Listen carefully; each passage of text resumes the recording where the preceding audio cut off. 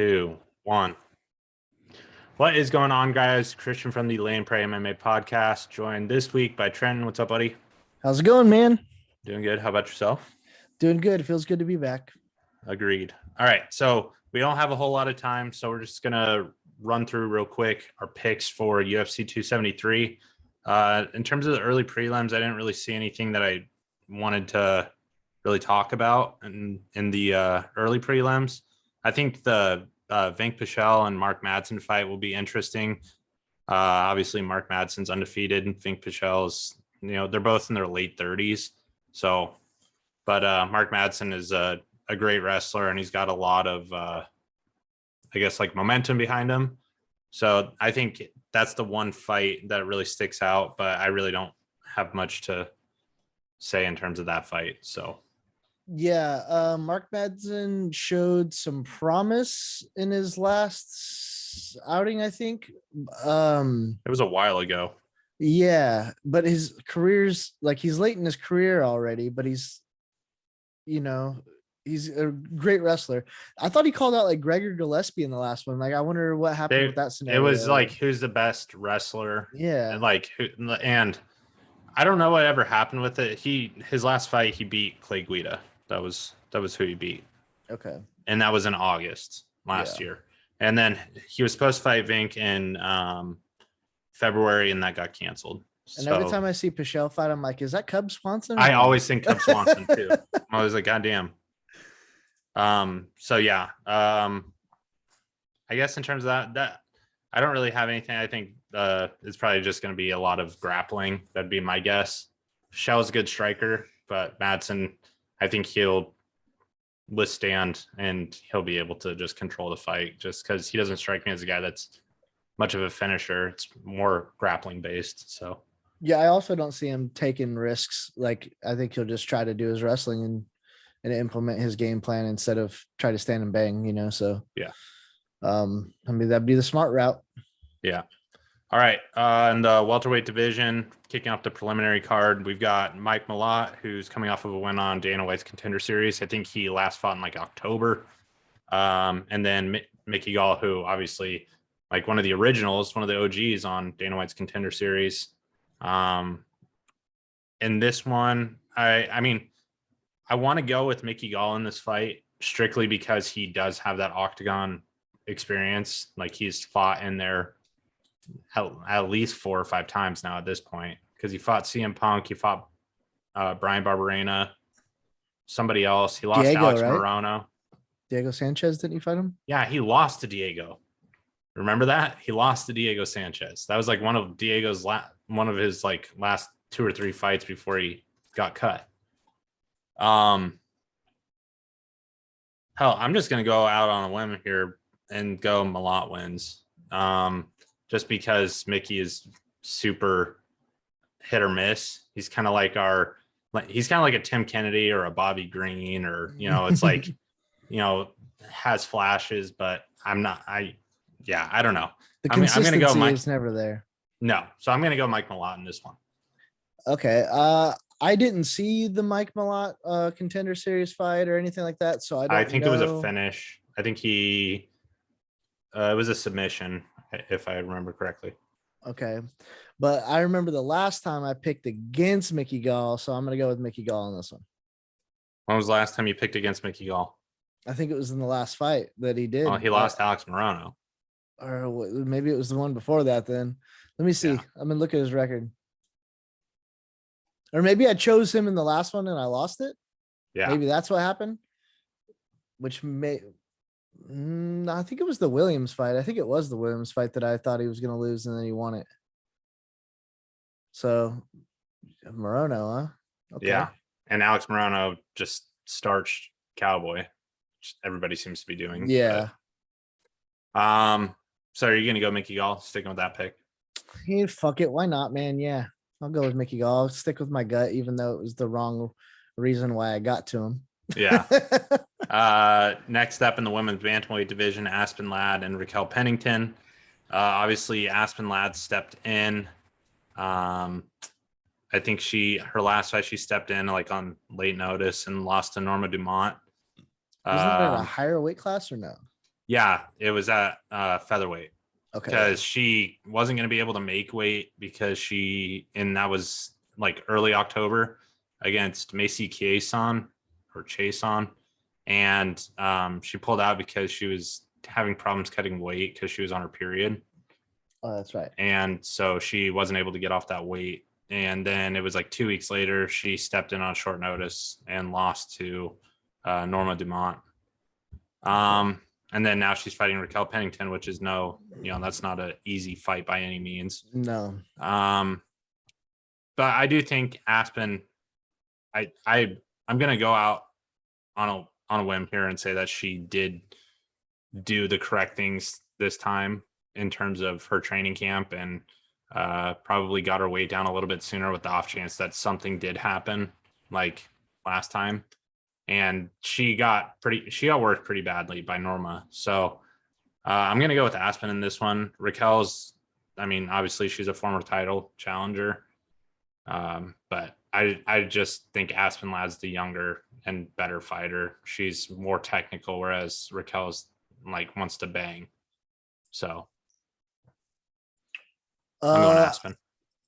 I was thinking of Aspen as well, but I think Raquel's on like a 4-fight win streak. So, and she's always been there, like she's always a dog in the fight in that division. So I think I'm gonna go with Raquel on this one and pick against you. Let's make it interesting. She's on 3-fight. She lost to Holly Holm in 2020. Obviously, it was a long time ago, but that's an acceptable loss in my book.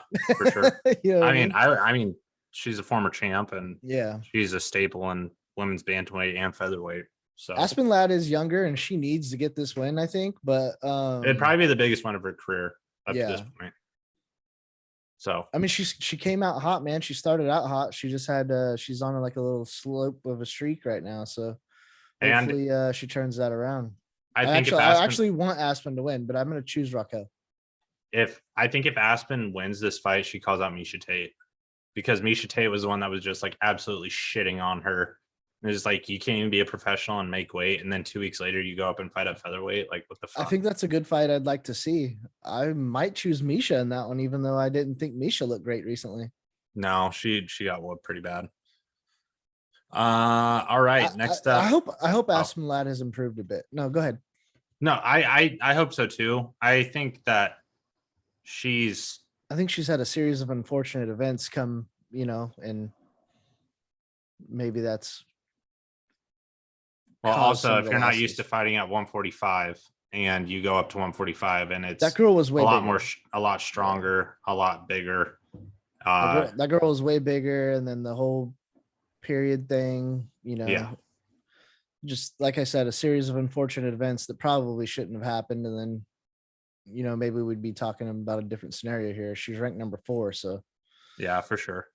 All right. Next up, Jairzinho Rozenstruik and Marcin Tybura.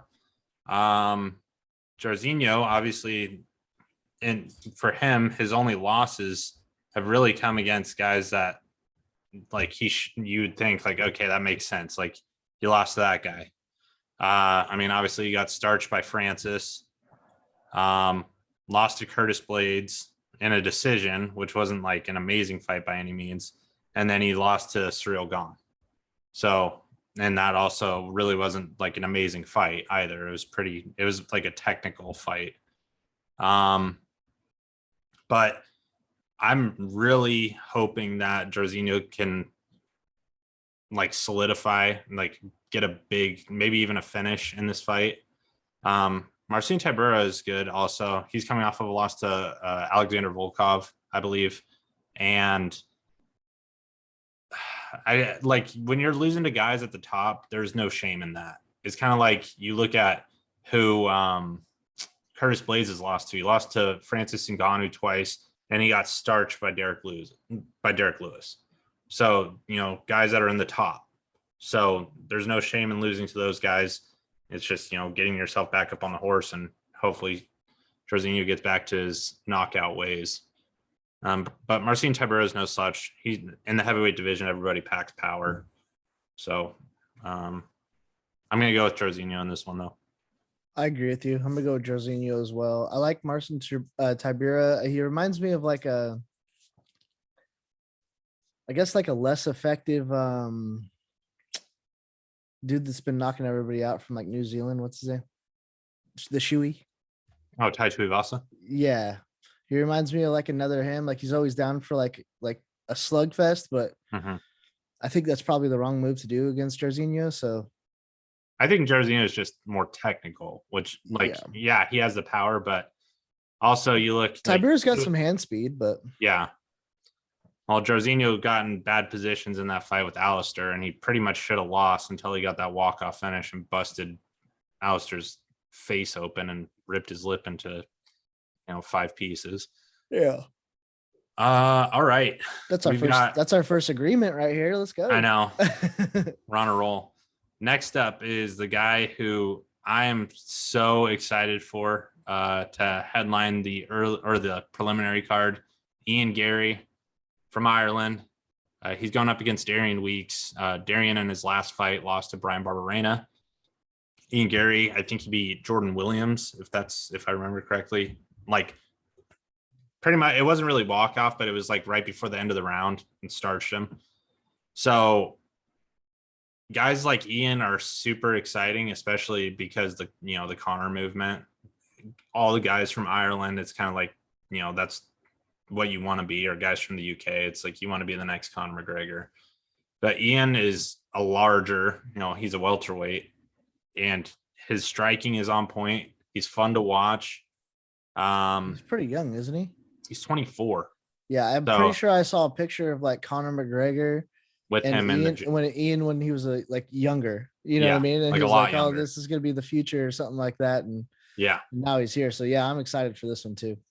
I don't really know a whole lot about Darian Weeks, but like I said, lost in his last fight against Brian Barberena, which is no shame. Brian Barberena just signed a new deal after his fight, which was fight of the night with Matt Brown.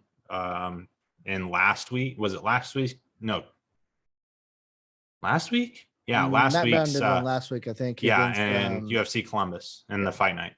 And so in this one, I'm going to go with Ian Garry, just because I've seen him get a finish, and who knows, he could be the second coming of Conor McGregor, but in the welterweight division. So yeah, I'm going to go Ian. I'm going to go Ian as well. Yeah, I just think he's exciting. I want to see what he can do, what he brings to the table.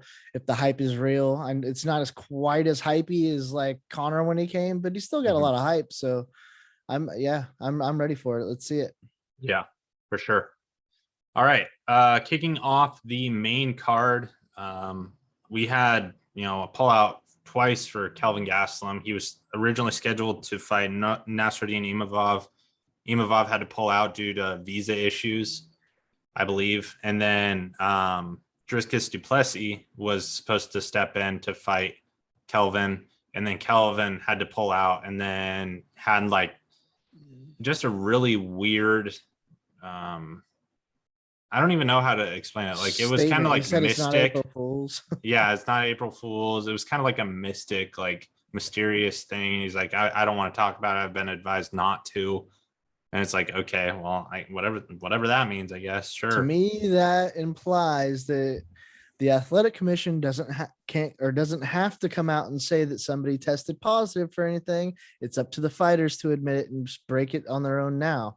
And apparently, it sounds like someone advised him not to speak upon possible failed drug test or something. I think that's what I want to imply, just because it's so mystic. Like if it was an injury, you should probably say something, Well, if he were shredded, I would say yeah, but he's not. Well, it could have been simple as fucking who knows, dick pills, Anderson Silva style, or maybe it wasn't a performance enhancing drug. Yeah. That devil's lettuce is supposedly a gateway drug, But yeah, I highly doubt that. I don't think you're gonna go from smoking pot to doing fucking steroids. No, it's a gateway drug to everything. I don't want to like throw it out there too much or whatever, but I mean it could be as easy as like maybe he tested positive for like cocaine. Maybe the dude partied, and a random drug test showed up, and it wasn't like, oh, those are performance enhancing drugs, but you got drugs, dude. You know what I mean? Like it could be anything. Yeah. I don't Hopefully think you he get in comes. trouble for weed anymore, right? I don't think the UFC. I don't think the athletic commissions. Yeah, That so I was don't in think Vegas, so I don't think the he would get Nevada in State Athletic trouble. Commission, but they're not in Nevada. They're going to be in like Jacksonville, I think. Oh, so maybe it was weed because I know he does smoke weed. You know, like he's Yeah, openly admitted that. So very well could have been. maybe it's just because it's not in Nevada or whatever, then he tested positive, and then you just don't talk about that shit. Who knows? Yeah. All right. In the main event in the women's strawweight division, Mackenzie Dern versus Tisha Torres. Mackenzie Dern with her like 3 or 4 different fucking accents. And then Tisha Torres. So that's cool. Her and Raquel are both fighting on the same card. So good for them. And this one, Mackenzie Dern and her last fight, I believe she's coming off of a loss to, let me see, Marina Rodriguez. Okay. And that's okay. That's a lot of women are losing to Marina Rodriguez. So I wouldn't be surprised if Marina is going to be fighting for the belt before the year's over, like probably at the end of the year. And Tisha Torres just put together a nice little run too. She hasn't lost a fight since I think 2019, maybe 2020. And this is kind of like a toss-up pick. I'm gonna go with Tisha Torres in this fight. Just because I think obviously Mackenzie Dern is really dangerous on the ground. But I think Tisha Torres is the better striker. And I think that she's, I don't think she'll put herself in bad positions. She's got pretty solid wrestling.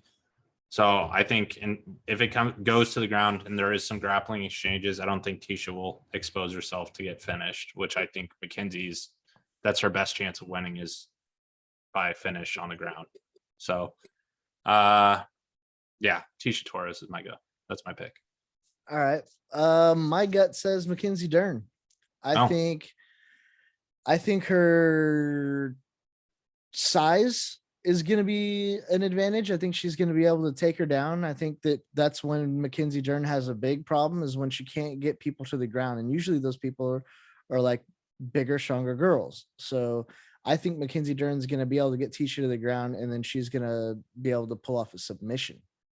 okay. So you're going her ground Dern by game is submission. fucking absolutely disgusting. Yeah, it's good. Yeah, I got Dern. I mean, I want to say submission, but we're not really predicting how they win. So for sure. I'll throw a bonus point in there if she gets a sub. Yeah.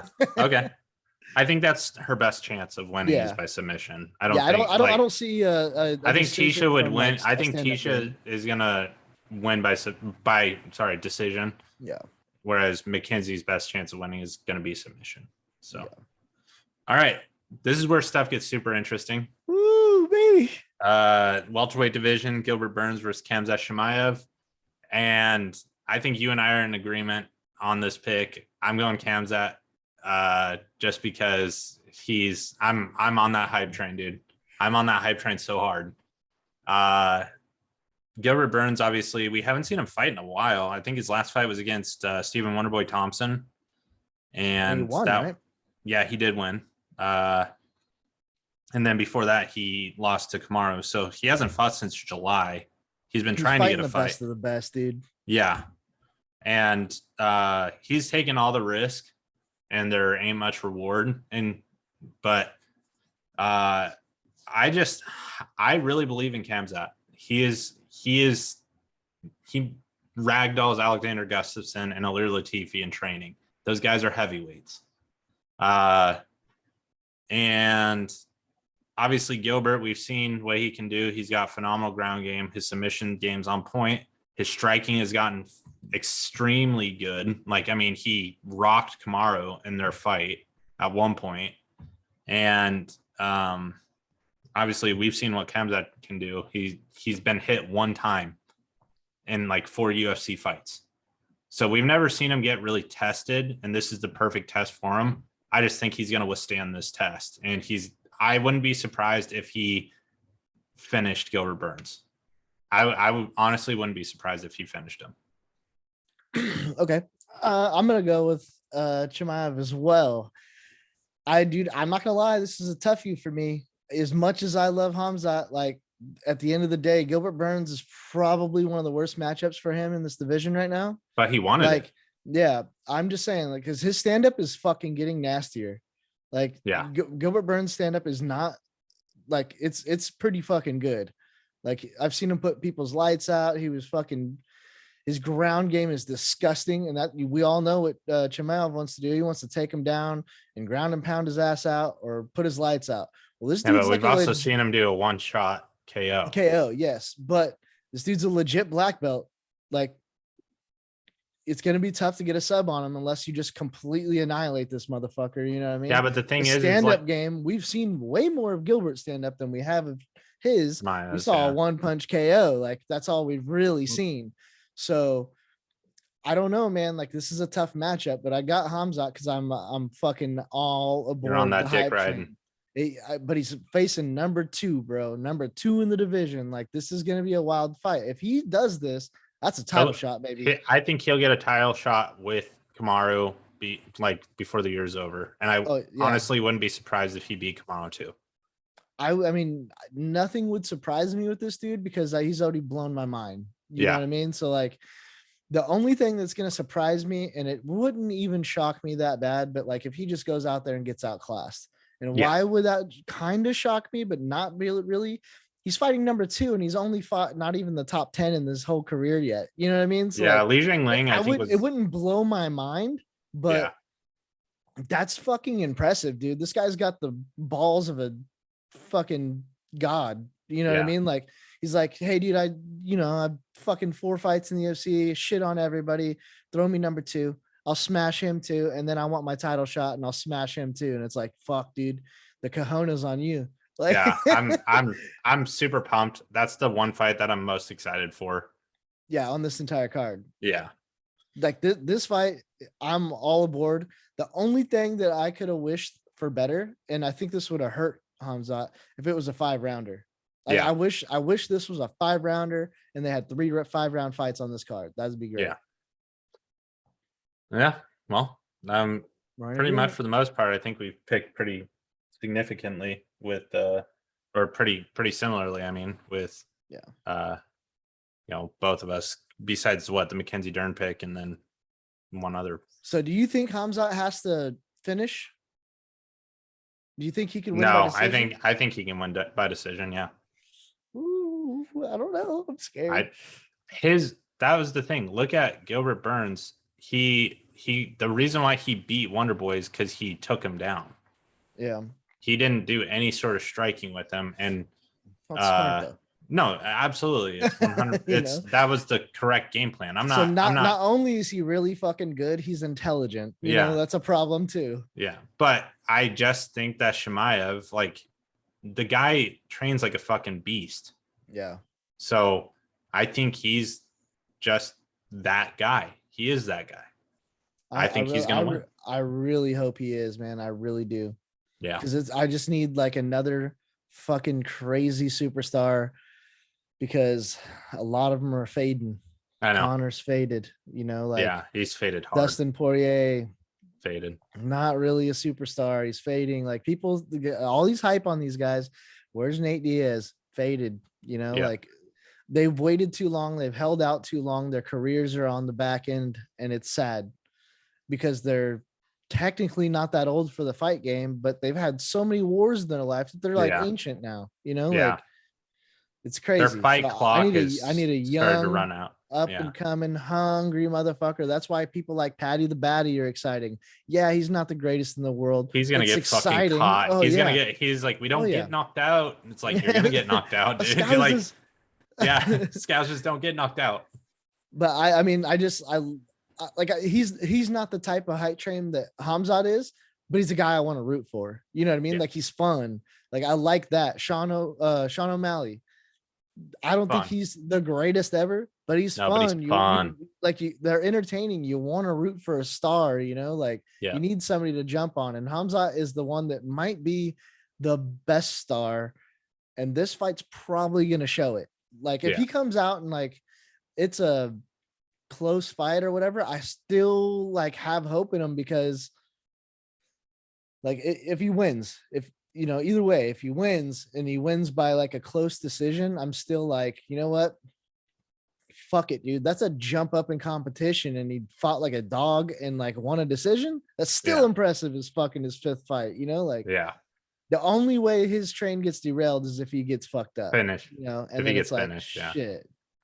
Yeah. Not I even think he's finished, just but if he just confident. gets I think he's dominated, confident you know, in his, like even a dominated 3-round decision, I'm like, fuck, man, like he's not as good as we all hoped. You know, he's still good, but he's not like, I might fucking take your belt and Izzy's. Like, fuck it. Why That's not? the kind of shit he's talking about, you know, like I want to believe it. Well, Izzy said that he thinks that Gilbert's gonna win, and he's rooting for Gilbert to win. Well, So yeah, well, you would vote probably against him and because talk shit about Gilbert you. isn't talking about going up to fucking 185 and Exactly taking his belt. Yeah, you would totally root against the guy that, except for like I think it was, who was it? Was it Bisping or Chael? One of the two made a good point about Colby. Like Izzy needs Colby because he's gonna talk shit, and he needs somebody to have a rival with. Yeah, you know, like Khamzat would be a good thing, dude. If that fucker did run this place and was really good, like Izzy could use that to bring attention again, because his shit's getting kind of stale at this point. Like he's a superstar, but who the fuck's he fighting? Yeah, you know, like it's I don't know who he's gonna fight next. Oh, he's gonna fight Jared Cannonier next. Yeah, so that's a good fight.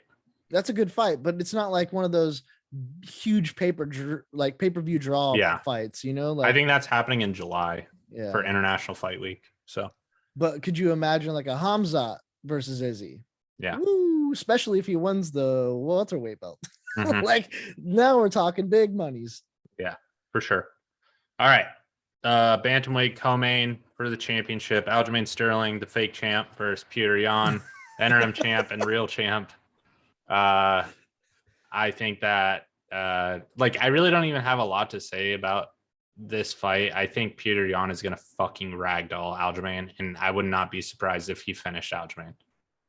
Because there's no way he's gonna fuck up and do what he did again. No. With the illegal knee. And the fact that Aljamain, like, I'm glad he's healed from his injuries. I'm glad that he got that surgery on his, I think, his neck. Hopefully and I'm no glad. More fucking excuses. Yeah, but dude, I'm so sick of Aljamain Sterling. Like, the guy talks so much shit and hasn't fought since he won the belt. So, obviously he hasn't been able to fight because he's recovering from an injury, a surgery, which is a very serious surgery. But it's still the fact that it's like, dude, I wouldn't even be talking if I were you, because you got a lot to prove still. Yeah, I'm gonna go Peter Yan by domination, whether it's a five round decision or a finish. I think it's gonna be domination. I'm gonna go with Peter Yan as well. I think this is actually going to be a closer fight than the first one in the beginning. I still think Peter Yan's gonna win, but I think Aljamain has a chip on his shoulder. All that shit he's been talking, all that stuff about how he's the champ and Peter Yan's a cheater and all this fucking shit. He has something to prove. And if this motherfucker ain't training his ass off to have the best performance of his goddamn life, then he's a fool. You know what I mean? Like I saw a picture of him the other day and he looked fucking good.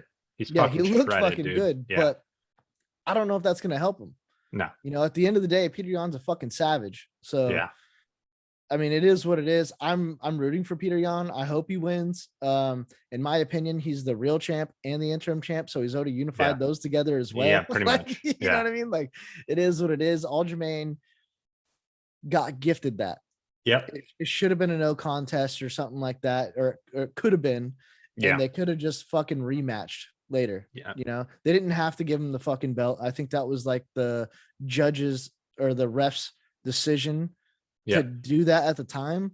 And I kind of think it was the wrong move to make. But I say Peter Yan versus TJ Dillashaw. I wouldn't be surprised if it was like International Fight Week, depending on if Peter Yan gets any injuries or anything. Because I think TJ Dillashaw should be good fully recovered. Yeah. Hopefully. From his knee injury.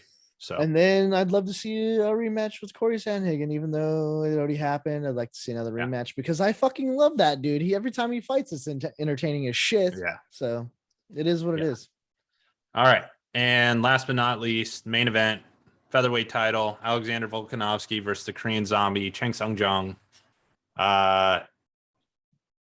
This one is like I want the Korean Zombie to win, but he's not going to win. Like I know he moved out to Arizona for to train with Henry Cejudo and Figueiredo and Weili Zhang and John Jones and all those guys. For how long? I think he's been over there a year, like a year. He's been there. It's been a while. Well, that makes a difference. Yeah. Because I saw a picture and it was the first time I heard of it the other day when Henry Cejudo was talking shit about Alexander Volkanovski's big ass head. And I'm like, dude, every time there's a title fight, they do this shit. But how long has he been there? A fucking week? You know, like I don't, that doesn't make any difference. That's not going to change shit. It's been a while. A year. That's a different conversation. So yeah, I think it's been about, I think, or at least 2 fights. He's been, So, 6 months to a year. I think in this, obviously with the Korean Zombie, we know he's going to push forward the whole time because that's what he does. He's going to push forward. But Alexander Volkanovski, he's going to utilize the leg kicks. That's what he does. He's going to utilize the takedowns. And he got out of 2 deep submissions by Brian Ortega, who's arguably the best submission artist in that division, the featherweight division, and he withstood. So I don't think, Chang Sung-jung, we've seen him submit people like Dustin Poirier with the Darce choke and twisters. And, we've seen his striking be on point, like against Mark Hominick and Dennis Bermudez and even against fucking Yair Rodriguez before he got finished. He was winning that fight. Fucking Jose Aldo in the first fight before he even Jose Aldo before I thought he was winning that shit. Yeah, I did too. I thought. Yeah. So I just think that Alexander Volkanovski is the guy right now, and the only person that can beat him is Max Holloway. Like, that's the only guy that can beat him is Max Holloway. Just because Max is that good. So it really sucks because it was supposed to be Max Holloway in this fight, and I would have loved to have seen Max fight just because Max is one of my favorite fighters. But the Korean Zombie is a good fill-in, and best of luck to him. I hope he wins, but I'm gonna pick Volkanovski in this fight. All right, I'm gonna choose. I'm sorry to make this not entertaining as hell, but I'm gonna choose Volkanovski as well. I think he's just got more tools. Yeah, I think he's the better grappler, better wrestler. At the end of the day, I could see Chan Sung-jung knocking him out, like with like a TKO, like he catches him and like TKOs him or something. I could see that. He's got good hands. They're heavy. He's got power. Volkanovski's got good movement. He won't put him. He's so calculated and smart. He won't put himself. That's what I mean. Like I think those odds. I think those chances are low, but I could see it. It could happen. Yeah. I don't think he's going to hit him with a submission out of nowhere because Brian Ortega hit him with everything in the kitchen sink, and he couldn't. And it came fucking close, but he couldn't do it. And I don't think Chan Sung-jung is better submissions. I don't think he has one better submission that Brian Ortega isn't better at. You know what I mean? Like, well, and we also watched Brian Ortega piece up Korean Zombie in Korea. And his hands, I mean, technically, I'm pretty sure that was in his Korea. Hands shouldn't have been better. They were, but it shouldn't have been. Yeah. At the end of the day, I could see that happening, but I think Alexander Volkanovski is better. And if Chan Sung-jung doesn't clean KO him, that Volkanovski will just recover and still beat him. Like he could just still outpoint him. Sorry, Ortega versus Korean Zombie happened in Abu Dhabi. Abu Dhabi. Yeah. But so, I mean, that's at the end of the day, that's how I see this fight playing out. There might be moments in this fight where the Korean Zombie looks really good and like catches him and does something. But if he can't put him away, he's still going to lose the fight. Yeah. Alexander Volkanovski is just that good. He will come back. He will outmove you. He will outstrike you. He will do all this shit, and it's going to make you look bad. If you can't finish him, you're basically fucked. You know what I mean? Like he's not going to stop. His cardio is one of the best in the goddamn division. Yeah. And he's so good and fast. Like he's a powerhouse too. He's a short, stocky powerhouse. Like that's hard to fuck with. So he's a guy who weighed like as much or more than a light heavyweight at one point. I think he said rugby. that he weighed like almost 245. Yeah. I think it was 245 or something. So fucking heavyweight. Yeah. He was a fucking heavyweight. And at like cut 5'6". down to and cut back maybe all the way 5'5", back down to, dude. He might be 5'5". He might be my height. Yeah. So let me look. I got this pulled up right here. 5'5". Yeah. That's my height. I guarantee he's got a longer reach than you though. Oh, 100%. My arms are like You're T-Rexes, fucking like bro. T-Rex arms. I can't do shit. I scratch my back. There's nothing there. All right, dude. Terrible. Yeah. Well, good picks. I mean, besides what the McKenzie Dern pick and the ones at the beginning, the prelims, I think we got a couple different there. We got the Mickey Gall. You picked Mickey Gall, right? Yeah, Mickey Gall and McKenzie Dern fight, I think was different. Okay. Well, no, and Raquel, I chose Raquel Pennington. That's right. I chose Pennington too. So yeah. Okay, so three different. Yep. Yeah. You have anything else you want to talk about before you have to go? Not really, man. Just listeners, YouTube viewers, whatever, be patient with us, man. We're still trying to figure all this stuff out with consistency and everything. So yeah, we've pretty much lost Jeffrey. Jeffrey's kind of out of the picture now because he's dealing with his own stuff. So life's a struggle for us all. We're trying to figure it all out. So if you guys could just be patient, we'll figure it out. And if the episodes come, they come. I'd like to keep doing them for at least the big pay-per-views, man. Like I try to get in there for the big pay-per-views and stuff, or if the fight card is like super exciting, and like if it's a great fight night, you know, but if it's not, it's hard to like not even just be here for it, but to find the motivation to find the time for it too. If it's something I'm like not even super excited about. So. I gotcha. Yeah, I understand what you're saying. But other than that, no, I thank you guys for tuning in. We put this one out a little earlier, so we got time for next week or before the pay-per-view. So hopefully we get more interaction and stuff with this one than we normally do. Yeah, for sure. Those of you guys that are watching us on YouTube, make sure to hit the like button, subscribe to the channel, comment on the video so we can interact with you guys. Go check out our Facebook page, which is Lay and Pray MMA Podcast on Facebook. And check out our podcasts, which is on all different platforms like Anchor, Spotify, Apple Podcasts, Pocket Casts, all these Pocket Breaker. There's all these different types of podcasts. Anywhere you want us, we're there. We're there. So, yeah. All right. That's going to do it for us. You guys have a wonderful night. Thank you for tuning in. Till next time. Peace. Later.